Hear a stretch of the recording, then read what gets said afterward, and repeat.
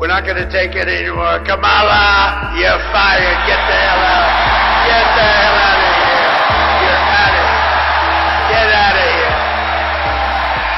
America के नए राष्ट्रपति के तौर पर डोनाल्ड ट्रंप का दूसरा कार्यकाल 20 जनवरी 2025 से शुरू होगा। जाहिर सी बात है कि व्हाइट हाउस में वो अमेरिका के लोगों के वोट के दम पर पहुंच रहे हैं, तो उन पर वोटरों से किया वादा करने का दबाव रहेगा। लेकिन उससे पहले ही पश्चिमी एशिया में डोनाल्ड ट्रंप के अमेरिका के राष्ट्रपति पद की शपथ से पहले अरब देशों ने इजराइल और अमेरिका के खिलाफ एकजुटता दिखाने की कोशिश की है, जिससे ट्रंप की टेंशन बढ़ सकती है। इसके अलावा ईरान को लेकर जिस तरह अरब देशों का रुख है, उसे संभालना भी ट्रंप के लिए एक बड़ी चुनौती साबित हो सकता है। दरअसल ट्रंप के पहले कार्यकाल में ईरान के खिलाफ अमेरिका को सऊदी अरब और संयुक्त अरब अमीरात दोनों का साथ मिल रहा था। उस दौरान ट्रंप प्रशासन ने ईरान के प्रति एक रणनीति अपनाई, जिसे मैक्सिमम प्रेशर कैंपेन कहा गया।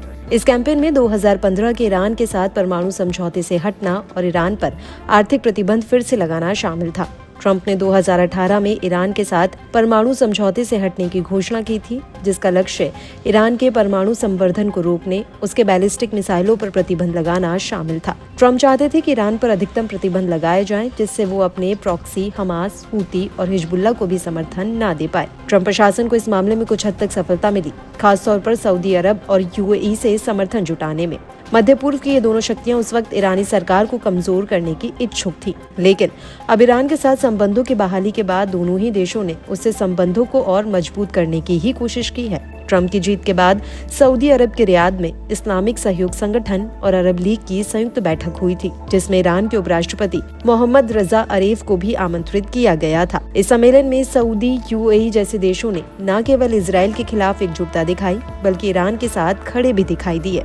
सऊदी अरब के क्राउन प्रिंस मोहम्मद बिन सलमान ने सम्मेलन में इजराइल के खिलाफ खुलकर ईरान का साथ दिया था। उन्होंने कहा था कि अंतर्राष्ट्रीय समुदाय को इजराइल पर ये जिम्मेदारी डालनी चाहिए कि वह ईरान की संप्रभुता का सम्मान करे और उसकी संप्रभुता का उल्लंघन न करे। ट्रंप ने अपने दूसरे कार्यकाल में भी ईरान पर अधिकतम दबाव बनाने की बात कही है, लेकिन इस बार मध्य पूर्व के राजनीतिक समीकरण पूरी तरह से बदले हुए हैं।